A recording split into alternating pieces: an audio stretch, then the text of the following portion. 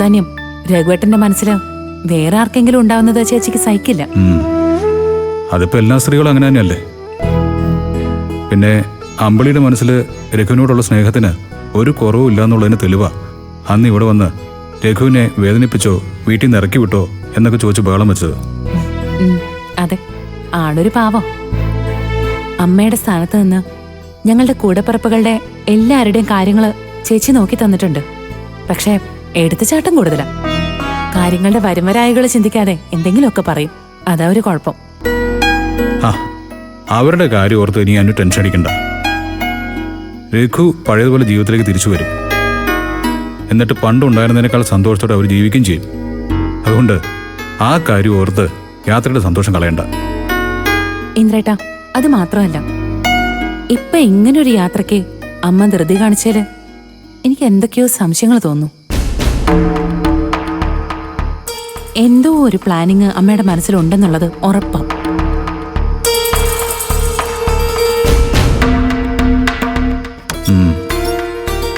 എനിക്കും ആ ഒരു സംശയമുണ്ട്. ഒരുപക്ഷെ ഈ യാത്രയോടെ അമ്മയ്ക്കും നമുക്കും ഇടയിലുള്ള അകലം മാറിയാലോ? അങ്ങനെ ഒരു ആഗ്രഹം എനിക്കുണ്ട്. അങ്ങനെ സംഭവിച്ചാൽ അത് നല്ല കാര്യം തന്നെയാ. പക്ഷേ നിന്റെ സംശയം ശരിയാ. അമ്മയുടെ രീതിയും സ്വഭാവമൊക്കെ വെച്ച് നല്ലതൊന്നും സംഭവിച്ചെന്ന് വരില്ല. പക്ഷേ എല്ലാവരും ഒന്നിച്ച് സന്തോഷത്തോടെ ഒരു മനസ്സോടെ എന്തെങ്കിലും കഴിയണമെന്നാ എൻ്റെ ആഗ്രഹം. അനു, ഞാൻ ജീവിച്ചു തന്നെ ഈ വീടിന് വേണ്ടിയാ. എൻ്റെ അമ്മയും സഹോദരങ്ങളും എനിക്ക് നഷ്ടപ്പെടുന്നത് എനിക്ക് സഹിക്കാൻ പറ്റില്ല അനു. അമ്മ എത്രയൊക്കെ എന്നെ വെറുത്താലും എനിക്ക് അമ്മയെ സ്നേഹിക്കാൻ മാത്രമേ സാധിക്കൂ. എനിക്ക് ഇന്ദ്രേട്ടനെ മനസ്സിലാവും.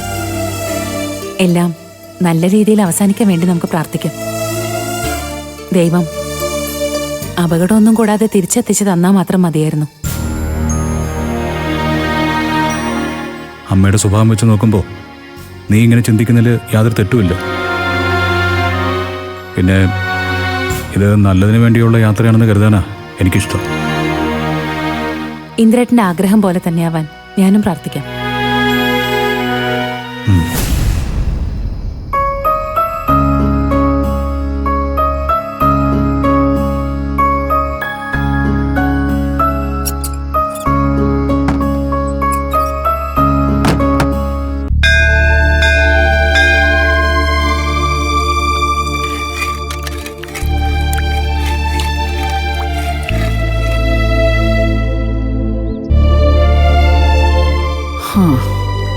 ഭഗവാന്റെ മുന്നിൽ വന്ന് പ്രാർത്ഥിച്ചത് മുഴുവൻ ആ മനുഷ്യന്റെ ഫോൺ ഇനി ഒരിക്കലും വരരുതെന്നാ.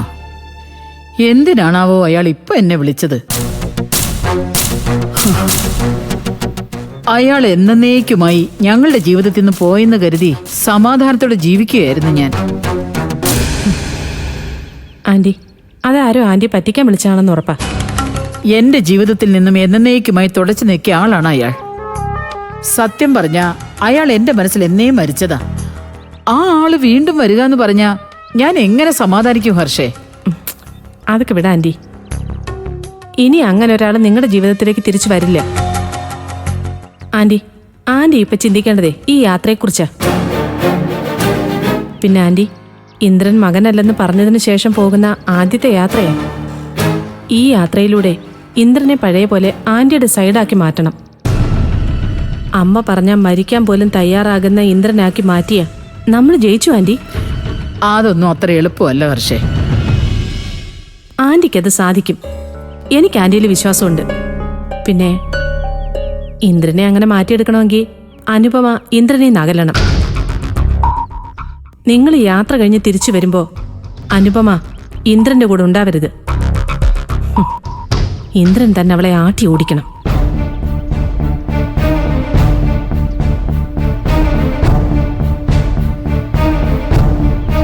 ഇനിയിപ്പം നീ പറഞ്ഞതുപോലെയൊക്കെ നടക്കണമെങ്കിൽ ഈശ്വരൻ വിചാരിക്കണം.